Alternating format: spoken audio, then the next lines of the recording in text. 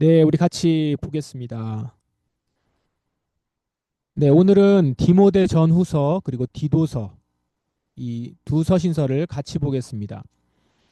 두 서신서를 같이 보는 이유는 이 두 서신이 목회 서신으로 분류되기 때문입니다.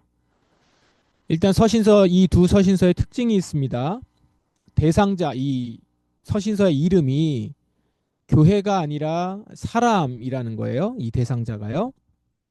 그러니까 목회자인 디모데와 디도에게 목회자인 목회자라고 할 수 있겠죠. 목회자인 바울이 이렇게 쓴 편지입니다.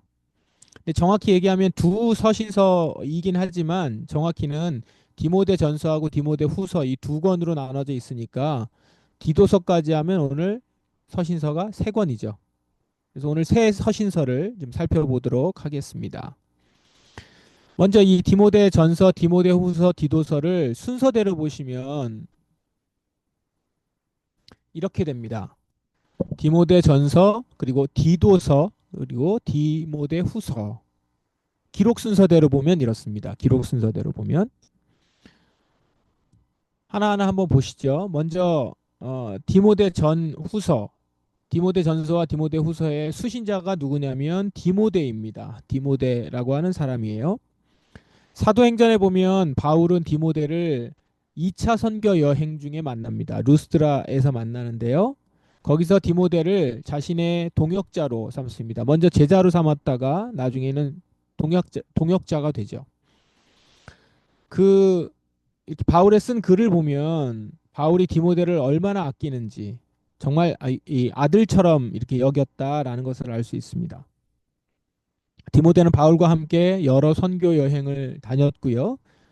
초기 교회를 세우는 데 있어서 그리고 돌보는 데 있어서 아주 중요한 역할을 디모데가 감당했습니다. 이제 그러다가 바울의 명령을 받아서 에베소 교회의 지도자로 섬기게 됐습니다. 아주 신망이 높은 거죠. 디모데가 신실하고 그리고 겸손하기 때문에 존경을 받는 목회자로 사람들에게 인정을 받았고 그리고 목회자로 섰습니다. 디모데 전후서는 당시 젊은 나이로 에베소 교회에서 사역하고 있었던 디모데가 목회 중에 겪은 문제들에 대해서 조언하기 위해서 디모데 전서, 디모데 후서. 물론 먼저는 디모데 전서 그렇게 쓴 것입니다. 자, 그다음에 이제 디도서를 보면 디도서는 여기에 디도는 이방인 출신의 기독교 개종자였습니다. 디도라고 하는 사람은 그러니까 이방인 출신인데 보통 예전에 이방인 출신들은 유대교를 먼저 받아들이고 그 다음에 기독교를 받아들이는 경우가 많았나 봐요. 그런데 이제 이방인 출신으로 곧바로 이렇게 그 기독교로 개종한 아주 특징적인 사람이었다가 나중에는 이제 목회자가 됩니다. 바울의 사역 초기부터 같이 했던 사람이고요. 특별히 이 디도가 이제 도드라지는 이유는 예루살렘 공의회, 그 초대교회 때 예루살렘 공의회는 굉장히 중요합니다. 왜 중요하냐면 이방인 선교를 시작하거든요. 유대인 그리스도인들이. 그러니까 그리스도인들이 우리는 유대인들에게만 복음을 전하고, 근데 유대인들이 그냥 어, 교회를 다니고 예수 그리스도를 믿게 되면서 이제 할례를 받을 것이냐 말 것이냐 뭐 이런 문제들 이제 막 생길 때에 이방인들을 어떻게 할 것인가? 이방인들을 어떻게 받아들일 것인가? 교회 안에서 이제 이 문제가 있었습니다. 이때 이 이방인 신자들이 어떻게 그리스도인으로 들어올 것인가? 유대교의 율법을 먼저 받아들일 것인가? 이 문제에 있어서 이방인 신자들은 율법을 지키지 않아도 된다라고 하는 이유를 주장을 하는데 그 주장을 했던 사람이 이 디도입니다. 가서. 디도가 그런 역할을 했죠. 이방인 선교에 아주 중요한 역할을 했습니다. 바울이 세웠겠죠? 거기 가서 그런 얘기들을 했습니다. 그래서 이 디도도 바울은 나의 참 아들이다 이렇게 불렀습니다. 디모데만큼 유명하진 않지만 우리가 잘 알진 않지만 디모데 같이 바울이 깊이 신뢰하고 사랑했던 그런 사람입니다. 디도는 고린도 교회 문제를 해결하기 위해서 파견되기도 했고요. 그리고 성공적으로 갈등을 조정하면서 공동체를 안정시켰습니다. 그리고 이후에 바울은 디도를 그레데 섬, 그러니까 크레타 섬에 그 교회들을 이제 세우는 데 있어서 그 교회를 세우는데 그리고 지도자들을 세우는 데 있어서 책임을 맡겼습니다. 이 디도에게. 크레타라고 하는 곳은 다양한 문화와 도덕적인 도전이 이렇게 혼재했던 곳인데 그곳에서 디도가 역할을 잘 해냈던 것이죠. 이방인이면서 그리스도인으로서 선교적 관점을 가지고 있고 또한 목회적인 역량이 뛰어났던 사람 이렇게 알려져 있습니다. 디도는 나중에 바울의 마지막 사역 중에 달마티아, 지금의 크로아티아 지역인데 그곳으로 파송되었다고 기록되어 있습니다. 디도서도 디모데 전서와 마찬가지로 비슷하게 사역을 조언하기 위해서 디도에게 바울이 쓴 편지다라는 거죠. 그리고 그 다음에 이제 디모데 후서. 디모데 후서는 바울이 거의 생애의 마지막에 쓴 편지입니다. 디모데에게 쓴 건데요. 어, 그러니까 바울 서신에서도 바울 서신이 있잖아요. 13개 내지 14개의 바울 서신에서도 가장 마지막에 쓴 서신으로 보이죠. 디모데 후서가 여기 중간에 이렇게 있지만 바울이 쓴 서신 중에 가장 마지막 서신. 감옥에 투옥이 되면서 이제 느끼는 겁니다. 아, 이제 진짜 살 날이 얼마 안 남았구나. 내가 처형당하겠구나. 이제 이렇게 살다가 금방 가겠구나라고 하는 그걸 예상하고 디모데에게 쓴 편지입니다. 이제 이것을 염두에 두고서 한번 디모데 후서를 보면 좀 느낌이 다를 겁니다. 자, 특징을 한번 보겠습니다. 각 서신의 목적과 더불어서 특징을 한번 알아보면요. 먼저 디모데 전서를 보면 말씀드린 것처럼 바울은 디모데를 에베소 교회에 남겨두고 자신은 다른 곳으로 선교 여행을 떠납니다. 근데 왜 남겨뒀는가? 왜냐하면 당시에 에베소 교회에 문제가 있었기 때문입니다. 그 문제가 뭐였냐면 교회 안에 거짓 교훈을 유포하는 사람들이 있었다는 거예요. 근데 문제는 이것을 유포하는 사람들이 리더 그룹이었다는 겁니다. 리더십을 가지고 있는 사람이었어요. 이 사람들이 거짓 교훈을, 거짓 가르침을 유포했던 겁니다. 헬라적 사상이 막 섞여져 있는 그런 그리고 율법을 지키는 문제에 대해서 그리고 과거 창세기에 나와 있는 어떤 일부 본문에 가지고 주로 이제 족보와 관련된 문제를 가지고 지금 다른 가르침, 올바르지 않은 가르침을 막 퍼뜨리고 전하기 시작한 겁니다. 그러다가 나중에 바울이 그 중에 에베소 교회에서 사역하는 동안 이 사람들을 출교시킵니다. 이 후메네오, 알렉산더와 같은 이런 사람들을 출교시킵니다. 그러니까 굉장히 엄하게 한 거죠. 교회 안에서 잘못된 가르침을 잇는 자들을 출교시킵니다. 그리고 그 후에 바울은 마케도니아 지방으로 전도 여행을 계속하기 위해서 떠나면서 디모데를 에베소 교회에서 목회하도록 섬기도록 그렇게 세웁니다. 왜냐하면 이제 조금 더 목회를 하고 목양을 해야 되는 상황이 있으니까요. 그만큼 중요했겠죠. 바울이 떠나고 나서 얼마 안 돼서 디모데에게 당부의 편지를 보내는 것이 이제 디모데 전서입니다. 여기에서 디모데가 이제 그 교회 상황에 대해서 이제 잘 운영을 하고 목회를 하고 있지만 바울 입장에서는 디모데에게 이제 당부를 하고 조언을 하는 것이죠. 가장 먼저 해야 되는 내용이 뭘까요? 거짓 가르침을 조심하라는 것이고 거짓 가르침을 하는 이들을 결코 용납해서는 안 된다. 에베소 교회가 이 부분을 굉장히 용납하지 않고 엄격하게 하죠. 그래서 그런지 나중에 그 요한계시록에 보면 에베소 교회가 나오잖아요. 거기에 보면 굉장히 엄격합니다. 말씀을 굳게 지키는 데 있어서 엄격한 교회로 유명하죠. 예, 아마 이런 영향이 있었던 것 같아요.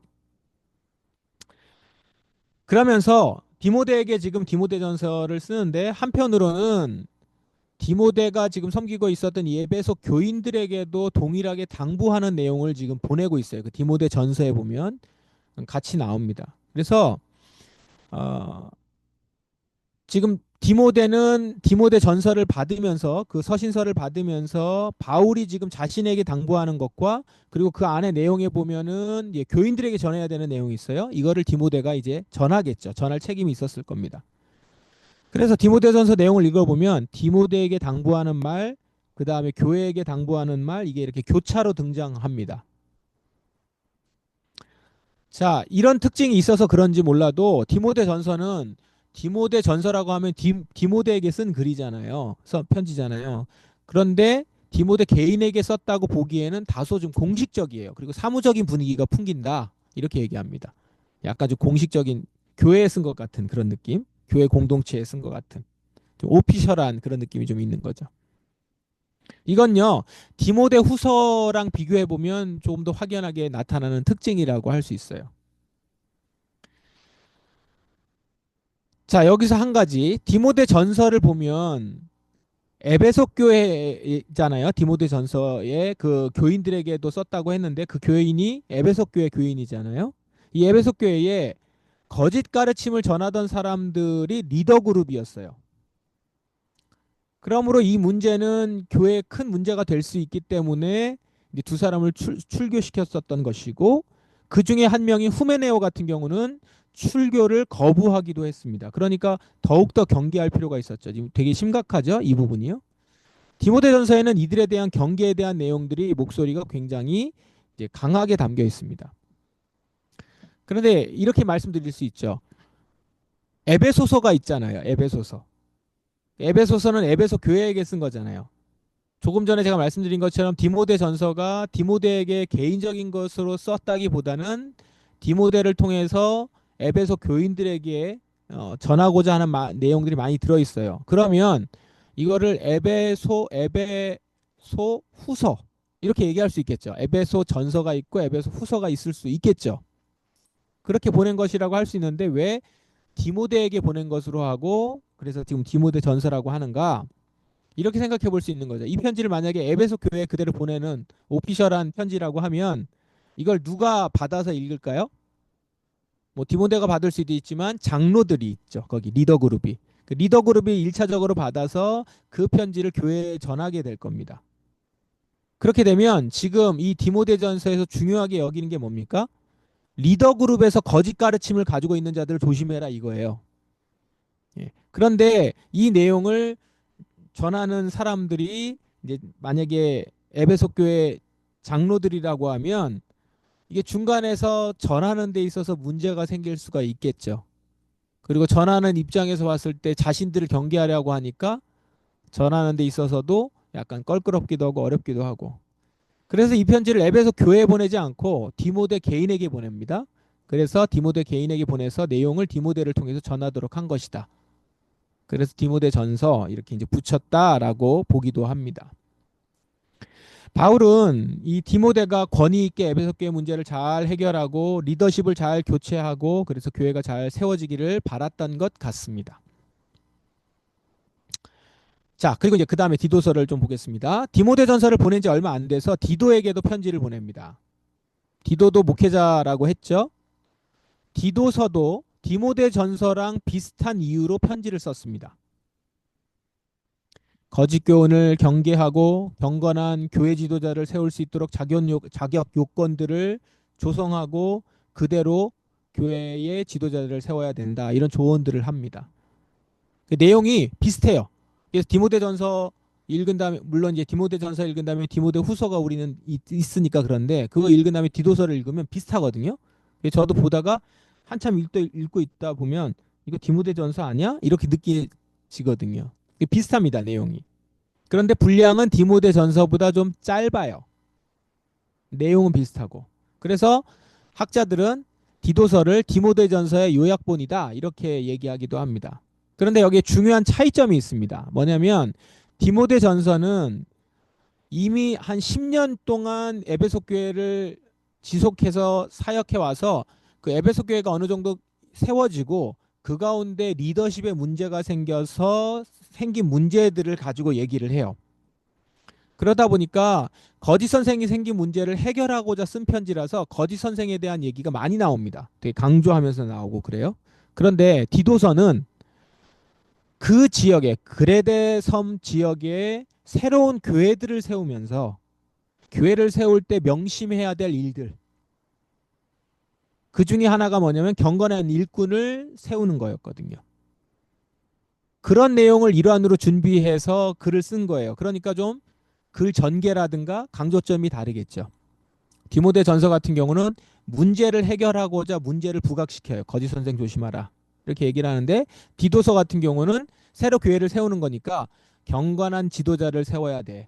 거짓 선생을 세우면 안 돼. 내용은 같이 있지만 같이 나오지만 좀 강조점이 다르고 글 전개 방식이 다르다 이겁니다. 요 정도는 디테일하게 알아두시면 좋을 것 같아서 말씀을 드립니다. 네, 여러분들이 뭐 디모데전서를 읽고 디도서를 읽을 때 그 차이가 여러분들에게 아주 큰 차이는 아닐 겁니다. 근데 이제 두 본문이 있는 이유를 좀 우리가 찾아본 거죠. 자, 마지막으로 이제 디모데 후서입니다. 디모데 후서는 디모데 전서에 비해서 개인적인 목적이 다분히 컸던 서신서입니다. 그러니까 디모데 후서라고 하니까 디모데라고 하는 이름이 붙기에 적합한. 예, 왜냐하면 디모데에게 진짜 쓴 편지 같이 보이니까요. 바울은 디모데가 되게 보고 싶었던 것 같아요. 그리고 또 디모데를 통해서 필요한 물건을 받고 싶었습니다. 뭐 이렇게 보면 이거 뭘 물건 시키려고 편지 썼구나 이렇게 볼 수 있지만 당시에는 다 인편으로 물건을 가지고 오잖아요. 그러니까 정말 믿을 사람이 아니면 이런 걸 부탁할 수가 없어요. 그리고 지금 바울이 지금 필요하다고 하면서 가져왔으면 하는 물건이 뭐였냐면 외투하고 그 다음에 두루마리였거든요. 그러니까 이제 성경이었단 말이에요. 책들이었어요. 그러니까 이게 굉장히 귀한 물품이죠. 게다가 이제 외투라고 하는 것은 당시에 이제 지금 감옥에 있었던 것 같아요. 그러니까 많이 추웠던 것 같습니다. 그래서 이런 물품을 가져와 달라고 이제 부탁을 하고 당부합니다. 교감이 굉장히 깊이 있었기 때문에 디모데에게 할 수 있었던 부탁할 수 있었던 내용인 것이죠. 바울이 쓴 편지 중에서 이런 개인적인 내용이 들어가 있는 편지가 거의 없어요. 그런데 디모데후서는 이런 개인적인 내용도 지금 집어넣은 것 같아요. 아마도 자신의 마지막을 예상하고 썼기 때문에 그런 것이 아닌가 이런 생각도 듭니다. 여기에 보면 개인적인 바람도 들어가 있고요. 그다음에 아들과 같은 디모데에게 말하고 싶은 내용, 마치 이제 유언같이 꼭 당부하고픈 내용들이 이제 전해지고 있습니다. 그러나 그렇다고 해서 단지 개인적인 내용만 디모데후서에 담긴 것은 아닙니다. 사역자로서 바울이 사역자로서 사역자인 제자, 후배이면서 제자인 이 디모데에게 그가 정말로 하나님 앞에서 경건한 사역자가 되기를 바라는 마음으로 지금 편지를 쓴 것이죠. 그래서 계속 신실함을 유지하면서 굳게 서라라고 하는 권면을 합니다. 그런데 이게 그냥 교과서적인 내용을 말하는 게 아니라 바울이 평생 살면서 자신이 살면서 실천했던 일들, 자신이 확신하면서 행했던 일들, 이거를 지금 디모데에게 권면하고 있는 겁니다. 아들로 여기는 디모데, 젊은 목회자인 디모데, 기성사역자이면서 베테랑 목회자였던 바울이 사랑을 담아서 젊은 목회자에게 가르쳐주는 자신의 삶을 로 통해서 배웠고 익혔던 것들을 지금 전하고 있는 거죠. 그러니까 아주 귀한 가르침이겠죠. 사역자로서의 면모가 디모데 전서도 그렇고 디모데 후서, 디도서도 마찬가지인데 여기에 아주 잘 드러나 있습니다. 그래서 아주 다분히 그 교회 사역자로서 선교사로서 목회자로서의 역량들이 그리고 그 마음이 그리고 태도가 이 디모데 전후서 디도서에 잘 드러난다라는 겁니다. 그것이 이제 지금 우리가 목회 서신으로서 이 새 서신을 보고 있는 것이죠. 그 특징들이 반영이 되어 있습니다. 자, 이런 특징과 배경은 우리가 각 서신서의 주제에 반영이 됩니다. 지금 말씀드린 거를 그냥 정리를 하면 디모데 전서는 거짓 선생들과 그들의 가르침에 대해서 주의하라라고 하는 주제가 도드라지게 나타납니다. 근데 이렇게 이걸 하기 위해서는 누구누구 조심해라라고 그냥 사람 이름을 거론하는 게 아니라 거짓 선생들은 계속 있을 수 있잖아요. 어느 교회들마다 다 거짓 가르침들이 있을 수 있으니까 이들을 주의하기 위해서는 뭘 해야 되느냐? 복음을 제대로 알아야 된다는 거예요. 복음은 이 복음을 제대로 아는 것이 거짓 선생들의 가르침을 분별할 수 있고 그들을 그들과 선을 그을 수 있는 가장 중요한 것이다라는 겁니다. 근데 이 복음이 어떤 복음이냐? 신자들의 삶 속에서 믿음과 행동을 나누지 않는 복음이에요. 이 얘기는 뭐예요? 당시 거짓 선생들이 복음을 얘기하면서 믿음과 행동을 나누는 일을 했던 것이죠. 그리고 굉장히 금욕주의적인 내용들을 많이 가르쳤던 것 같아요. 그러니까 금욕주의가 뭐예요, 결국? 행동을 굉장히 중요하게 여기는 거죠. 행위를. 그리고 그 행위가 구원을 받는 데 있어서 아주 중요한 조건이 되는 거죠. 그런데 복음이란 무엇이냐? 믿는 것이고 하나님의 믿음으로 거저 받는 은혜로 얻는 것이다라는 것이죠. 그런데 그렇다고 해서 행위를 무시하지 않는다. 믿음을 가지고 있으면 그거는 행동할 수 있다. 그래서 믿음과 행동을 나누지 않아요. 근데 금욕주의는 사실은 믿음과 행동을 나누는 거거든요. 구분을 하는 거죠. 이게 둘 다 강조를 하는 것처럼 보이지만 사실은 굉장히 큰 차이가 있습니다. 그러니까 이 복음을 제대로 알아야 된다. 그리고 또 하나, 복음을 믿는 사람들의 삶 속에서 분명히 변화를 가져온다. 행동으로 나타난다는 게 이제 그 의미겠죠. 그러니까 디모데는 이 복음의 순수성을 보존하기 위해서 수고해야 되고 그것이 정말 의미가 있는 일이고 사역자로서 중요한 일이다. 이걸 얘기하고 있습니다. 여기 얘기하면서 보면 디모데전서에서는 삶 속에서 변화가 일어나야 된다는 얘기를 하면서 이것을 다른 표현으로 하면 오늘날 우리가 종종 쓰는 표현으로 총체적인 복음이다. 복음이 종교 안에서 교회 안에서만 이루어지는 교회 안에서 저 사람은 정말 열심히 한다. 그걸 그냥 보여주는 정도의 그런 그 열심이 아니고 삶 속에서 그가 변화되고 나타나고 총체적인 복음, 총체적인 선교. 이것이 이제 디모데전서에서 강조되고 있습니다. 자, 디도서는 디모데전서 거의 유사한 내용을 다루기 때문에 주제도 유사하겠죠. 복음은 그 본질상 신자의 삶 속에서 경건을 낳는다는 겁니다. 비슷한 내용입니다. 경건한 사람들이 목사 장로로 섬기는 것이 매우 중요하다. 사실 너무 당연한 얘기겠죠. 근데 이 경건이라고 하는 건 복음을 잘 아는 사람이라는 거죠. 복음을 잘 아는 목회자가 그 목회자로 섬기는 것이 매우 중요하다. 이걸 강조하는 겁니다. 지금 디도 같은 경우는 교회를 세워야 되기 때문에 더더욱 이 기준을 가지고 있어야 되는 것이죠. 그러니까 교회에서 교리적으로 도덕적으로 오류를 분명히 하고 단호하게 대처하는 일 매우 중요하다라는 겁니다. 무엇보다도 교회 지도자를 세우는 데 것과 관련해서 이 부분이 강조가 돼요. 그래서 교회 지도자들은 교리적으로 도덕적으로 오류를 최대한 줄여야 하고 경건해야 하며 선해야 하고 선을 행해야 해요.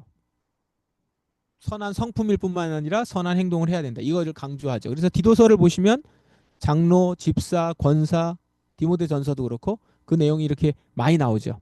그래서 우리가 교회에서 지금 직분자 세울 때 주로 읽는 성경이 세 성경입니다. 디모데전서, 디도서, 디모데후서. 이 성경을 많이 읽죠. 거기 보면 집사에 그리고 장로. 여기서 장로는 목사예요. 그 성경에서 장로나 감독은 목사를 얘기하는 겁니다. 지금 우리도 하면. 그리고 집사가 이제 장로. 우리 그 장로교로 말하면 장로가 거기 나오는 집사 그룹입니다. 그다음에 이제 디모데 후서는 조금 개인적인 부분이라고 했죠. 디모데에게 개인적으로 조언해주는 내용들이 들어가 있어서 그 주제가 고난에도 불구하고 복음 안에서 인내하라라고 하는 그렇게 담대하고 분명하게 서 있어야 된다라고 하는 그 명령을 가르치고 있죠. 바울은 지금 자신의 생명이 다 끝나가고 있다라고 하는 것을 이제 느끼는 순간 젊은 동역자인 디모데에게 믿음의 싸움을 계속 싸워야 된다라는 얘기를 부탁하는 겁니다. 그래서 이게 그렇겠죠. 자기가 지금 이제 거의 살 날이 얼마 안 남은 것 같다. 늙어서 죽은 것이 아니라 지금 상황에서 내가 더 이상 살아서 나가지 못할 것 같다라고 이제 죽을 날이 얼마 안 남은 것 같다라고 하니까 그때 이제 사랑하는 자신의 제자나 후배나 아들에게 전하는 내용은 뭐겠어요? 가장 가치 있는 거. 내가 전하고 싶은 가장 가치 있는 거를 특별히 사역자로서 사역자를 대할 때는 그렇겠죠. 이제 그 내용들이 이렇게 디모데 후서에 구구절절히 담겼다라는 겁니다. 그래서 그걸 생각하면서 읽으시면 되게 감동적이고 그 안에서 뭉클하기도 하고 그렇습니다. 특히 이렇게 사역을 하거나 사명을 감당하고 있는 이건 단지 그냥 목사, 뭐 장로 이렇게 선교사들에게만 뿐만 아니라 사실 그리스도인 모두에게 주는 말씀이에요. 이제 그렇게 사명을 감당하는 자들로서 내가 말씀에 서는 자들은 이 디모데 전후서, 디도서를 읽을 때 좀 다를 겁니다. 자, 이제 이 새 서신서의 내용을 한번 구성과 함께 보도록 하겠습니다. 간단하게 볼 거예요. 먼저 디모데 전서는 이제 1장 1절에서 20절은 인사말이 있고 그다음에 이제 디모데에게 다른 교훈을 가르치지 말며 은혜를 감사하라. 이제 여기 얘기하면서 이제 거짓 가르침에 대한 얘기, 거짓 교사들에 대해서 잘 대처하라는 내용이 나옵니다. 그러기 위해서는 아까도 말씀드렸지만 율법을 잘 이해하는 것이 필요하다라는 걸 설파하죠. 그리고 이게 쉬운 일이 아니기 때문에 디모데 너는 선한 싸움을 잘 싸워야 된다. 이걸 격려하죠. 두 번째는 이제 기도에 대한 가르침이 나오는데요. 2장에는 먼저는 공동체 문제를 다루면서 공동체 기도가 어때야 되는지, 공동체가 기도할 때는 필요한 태도가 무엇인지, 교회에서 공동체가 다 같이 어떤 기도를 해야 되는지, 공동체의 기도 문화에 대한 내용들이 여기에 이제 담겨 있습니다. 3장에 가면 교회 지도자의 자격에 대해서 다룹니다. 그러니까 이 디모데 전서는 거짓 가르침을 내세우고 있는 지도자들을 얘기하니까 그들을 조심하라 한 다음에 교회 지도자 자격에 대해서 뒤에서 이제 얘기하는 것이죠. 특별히 여기서는 인격적 자격 요건에 대해서 많이 다룹니다. 교회에서 리더를 어떻게 세우느냐가 너무 중요한 문제라는 것이죠. 그래서 다른 서신서보다 이 디모데 전후서, 디도서를 보면 아, 교회의 지도자, 리더십이 정말 중요하구나. 우리가 그걸 다 알고 있지만 그냥 중요하다라는 정도가 아니라 어떻게 중요한지, 그리고 그 자격들이 어떤 자격들을 갖추어야 하는지, 이제 이런 것들을 쭉 볼 수 있는 것이죠.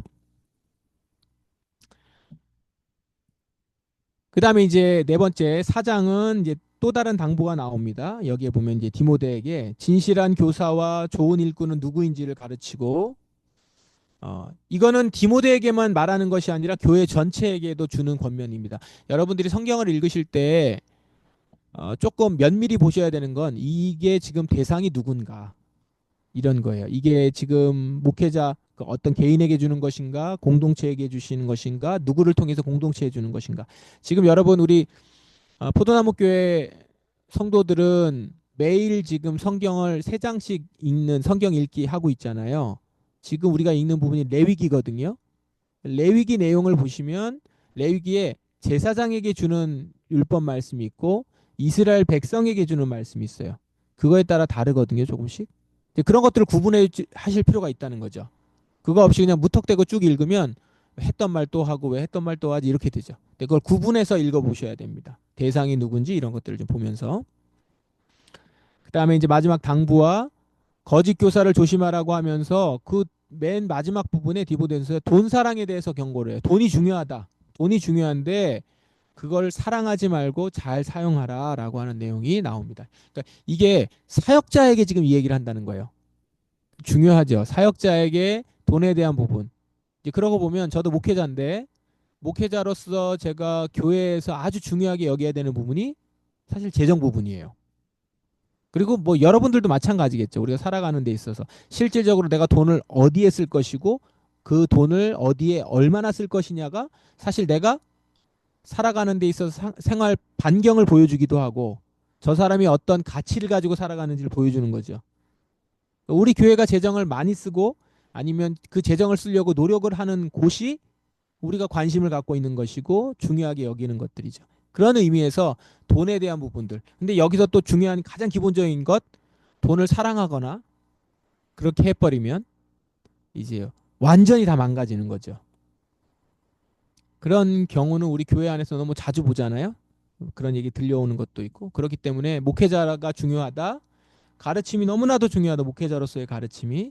그리고 그 사람이 인격적으로 여러 가지에 그 유혹당하지 않는 그렇게 경건한 자로 서는 것이 너무나도 중요하다. 이거를 디모데에게만 얘기하는 것이 아니라 디모데야 너 잘해야 돼. 너만 잘하면 돼가 아니라 그걸 교회에 얘기하면서 지도자는 이렇게 세워져야 된다. 이 얘기는 세워놓은 지도자를 그렇게 교인들이 보면서 확인하고 잘 서 있을 수 있도록 도와주고 조금 더 이렇게 날카롭게 얘기하면 감시하고 그렇게 해야지만 결국은 교회가 잘 서는 거죠. 그리고 또 우리 교회가 잘 서고 성도들이 잘 되는 것이죠. 우리 목사님이 설교를 성경을 잘 풀을 수 있도록 이렇게 기도해주고 격려하고 응원하면 그것이 결국 누구에게 가는 거죠? 성도들에게 도움이 가는 거니까요. 그런 의미에서 지금 디모데전서에서는 교인들에게도 이제 이 얘기를 좀 전하고 있다. 디도서는 비슷합니다. 좀 짧게 되어 있다고 그랬잖아요. 이제 그레데 교인들을 세우는 역할을 하는 담당 사역자로서 디도에게 아, 교회의 장로를 세울 자격에 대해서 먼저 언급합니다. 그래서 1장에서 장로의 자격이 어떤 것이냐가 먼저 나와요. 그러니까 교회를 세우는 데 있어서 이 팀 리더를 세우는 게 너무 중요하다는 거죠. 거기서부터 시작된다라고 하는 거예요. 디도서는 그걸 보여줍니다. 첫 번째부터. 그 다음에 이제 어, 뒤에 바로 나오는 내용이 거짓 선생들을 조심하라. 그렇게 세우는 데 있어서 거짓 선생들을 구분하고 분별할 수 있어야 된다라는 거죠. 그 다음에는 경건한 삶의 기초가 무엇인가에 대해서 언급을 하면서 디도에게 가르치고요. 그리고 그 다음에 3장의 1절에서 10절은 세상에서 하나님의 백성들이 어떤 모습인지, 선한 일은 무엇인지, 그 일에 대해서 짤막하지만 굉장히 임팩트 있게, 이 디모데 전서나 디도서가 그렇게 길지 않은 본문인데 굉장히 임팩트가 있어요. 내용들이 그렇게 지금 가르치고 있습니다. 그리고 이제 마지막 인사말이 나오죠. 자, 마지막으로 디모데 후서. 디모데 후서는 바울이 다가오는 죽음을 생각하면서 썼다라는 것 계속 말씀을 드렸는데, 그렇게 보면 글의 엄숙함이, 이 글들의 엄숙함이 배어 있다라는 걸 느끼게 됩니다. 인사말을 하면서 인사말에 보면 이제 개인적인 얘기도 있죠. 디모데의 너의 어머니, 너의 할머니 다 안다라고 하면서 그 믿음의 뿌리가 너무나도 중요하다. 이제 이런 얘기를 하죠. 그러니까 이제 친분이 있었던 거예요. 그러니까 정말 사랑하는 거죠. 그 집안 자체를 사랑하고 축복하고 그런 모습입니다. 그러면서 이제 첫 번째 호소를 합니다. 복음을 위해서 인내하라. 바울이 디모데에게 그리스도 은혜 안에서 강하라고 권하면서 복음의 본질을 상기시킵니다. 이렇게 하는 이유는 또 말씀드리지만 거짓 교사들 때문인데, 이들에게 대적해서 부끄러움이 없는 일꾼이 되어야 한다. 너는 이렇게 얘기하는 거죠. 그러니까 다른 사람을 비판하거나 거짓 교사들을 구분하거나 그들을 배척하려면 그걸 하는 사람들은 온전하게 서야 되는 거죠. 예, 그렇게 서야 된다라는 겁니다. 부끄러움이 없는 일꾼이 돼야 된다. 그다음에 이제 3장에서는 두 번째 호서는 거짓 교사들에 대해서 대처하는 부분. 그리스도와 복음에 초점을 맞췄다고 하면 이제 그 가운데서 어, 이 거짓 교사들에 대해서 대처하면서 복음 안에서 잘 서야 되는 내용을 이렇게 연결해서 계속 얘기합니다. 근데 여기서 바울이 디모데와의 오랜 관계 가운데서 복음에 대한 바울 자신의 그 모범에 대해서 이렇게 얘기합니다. 자기가 어떻게 했다라는 얘기를 하면서 그걸 가지고 이제 디모데에게 전하고 있죠. 그러니까 되게 훌륭한 거죠. 바람직한 거죠. 내가 어떻게 살았다라는 걸 전할 수 있고 그걸 받아들이는 디모데가 정말로 잘 받아들일 수 있고, 이제 그 부분에 있어서는 자기의 잘남이라든가 뭐 자기가 잘했다라는 걸 자랑하기 위함이 아니요, 나도 이런 방식으로 갔으니 너도 이렇게 가라라는 거거든요.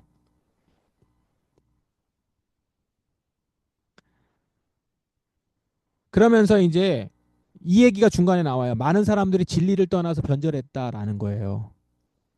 그리고 자신도 떠났고 바울을 개인적으로 떠나기도 하고 또한 진리를 떠나서 변절했고, 이런 얘기가 이제 그 직접 그 이름이 나오죠. 이름이 나오면서 얘기를 해요. 그러니까 디모데도 알고 있고, 그러니까 한때는 같이 사역했던, 같이 교회도 개척하고 같이 동역했던 사람인데 떠났다는 거예요. 세상이 좋아서 떠나기도 하고 오해가 돼서 떠나기도 하고 때로는 지금도 동역을 하는데 다른 곳에서 사역하기도 하고.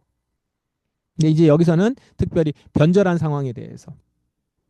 근데 이게 바울에게 아픔이 됐는데 바울에게만 아픔이 됐겠어요?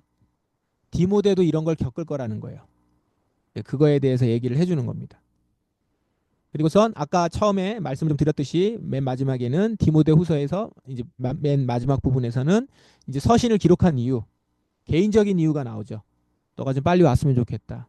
보고 싶다는 거예요. 사랑하는 아들아 좀 보자라고 하면서 빨리 왔으면 좋겠고, 올 때 외투를 가져와라. 그리고 두루마리도 가져와라. 그리고 마가를 데려와라. 그 마가는 그 처음에 마가가 아직 성숙하지 못했을 때 마가를 데리고 선교 여행을 갔다가 중간에 도망가잖아요. 마가가 못 가겠다고. 그거에 이제 바울이 나는 다시 마가 안 데려가겠다 이렇게 얘기하고 이제 바나바는 조카니까 어떻게든 챙기려고 하고 그 가운데 그것 때문에 바울하고 바나바가 갈라진단 말이에요. 사역을 하는 데 있어서. 그러면 이제 마가가 되게 밉상인 아이인데 사실 나중에 보면 그렇지 않았던 것 같아요. 바울이 마가를 되게 사랑하고 또 마가랑 동역을 잘 했던 것 같습니다. 그 훌륭하죠, 마가가. 마가복음을 쓴 마가인데 훌륭한 또 바울의 제자이기도 하고 동역자가 되었던 것 같습니다.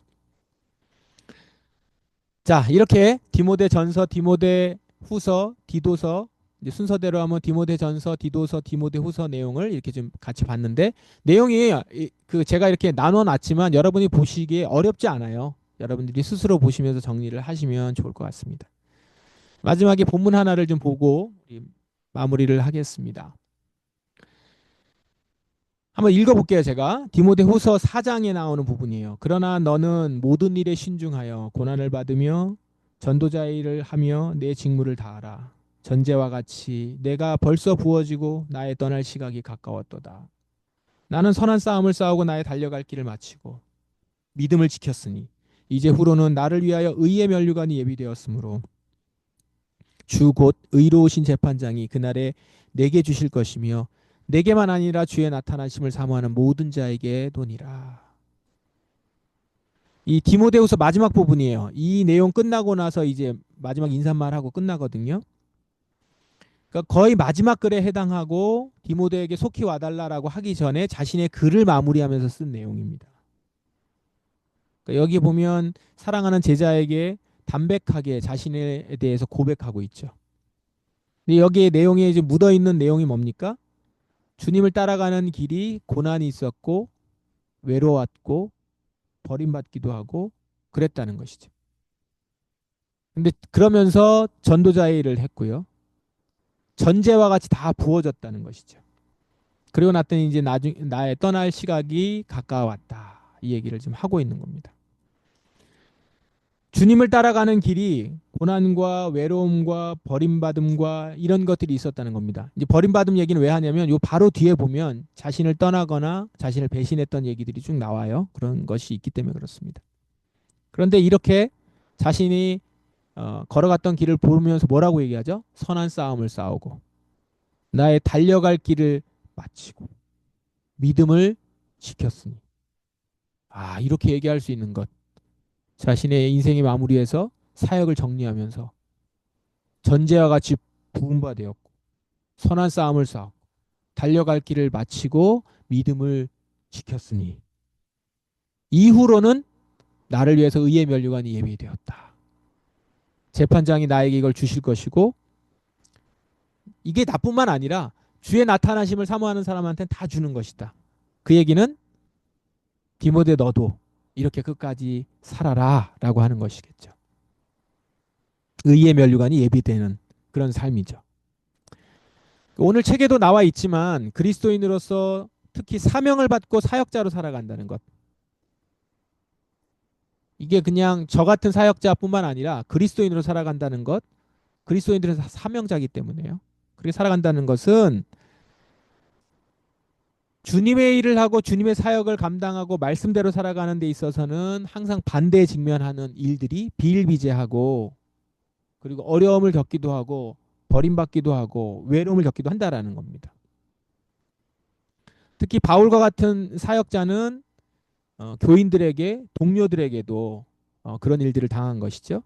바울은 그걸 견뎌야 하고 그 모든 것 가운데서 견디면서 나를 통해서 말씀이 전파되고 복음을 듣고 변화되는 자들이 있는 것이면 그것으로 만족한다라는 거예요. 그래서 이런 내용을 보시면 앞에 디모데 후서에서 종종 디모데에게 뭐라고 하냐면 전서도 마찬가지고 인내하라는 내용이 중간중간에 나와요. 인내하라, 견뎌라, 그 고난을 받아도 하라. 뭐 이제 이런 얘기들이 계속 나오거든요. 그러니까 견뎌야 되는 거예요. 사명자로서, 사역자로서. 그리고 그 모든 것 가운데서 나를 통해서 말씀이 전파되고 복음을 듣고 변화되는 자들이 있는 거면 만족한다는 것이죠. 사도 바울이 지금 마지막 때를 감지하면서 이제 막 사역을 왕성하게 하고 있는 제자에게, 사랑하는 아들과 같은 제자에게 실제적인 격려를 보내고자 하는 것 같습니다. 이것을 한번 생각하고 내가 바울이 한번 되어봐서 감정이입도 해보고, 또한 디모데가 되어봐서 바울의 글을 읽어보고, 이러다 보면 마지막 때를 살아가는 사람이 마지막 때에 자신의 사역을 다 정리하면서 얘기할 수 있을 때 이런 얘기를 하는 것이 얼마나 감사한 일이고 감격스러운 일이고, 그리고 이것을 바라보면서 디모데 같은 경우는 얼마나 큰 도전이 되겠습니까? 우리가 이것들을 좀 느껴보면 좋겠습니다. 아주 담백하다는 얘기는 뭐냐면 고난이 없다, 뭐 할만하다 이런 얘기 아니에요. 다 담담하게 받아야 돼요. 고난이 있다는 것이죠. 버림받기도 한다는 거예요. 어려움도 있다는 겁니다. 도움이 안 되기도 한다는 거죠. 그렇게 고난이 있지만 그 가운데 하나님은 인내하는 자들을 통해서 하나님의 일을 이루시고 나에게 상급을 주실 것이다 라는 겁니다. 이게 진짜 복음을 살아가는데 복음을 살아가는 자들에게 주시는 권면의 말씀입니다. 저와 여러분은 말씀을 지키며 살아가는 자들이잖아요. 오늘 주신 말씀을 정말 삶에서 지켜가며 때로는 사명자로서 사역자로서 살아가요. 그 가운데 있을 수 있는 여러 가지 어려움들은 견디어내는 것이죠. 왜 나는 이런 어려움이 있지? 내가 뭘 잘못했는가가 아니라 복음으로 살아가는 자들, 사명을 감당하는 자들이 마땅히 감내해야 되는 일이다라는 것이죠. 그리고 오늘 사도 바울이 디모데에게 그리고 디도에게 전하는 이 편지를 통해서 우리가 오늘 들을 수 있게 됩니다. 네, 여기까지 오늘 디모데 전후서, 디도서 이 개론 우리 같이 보았습니다.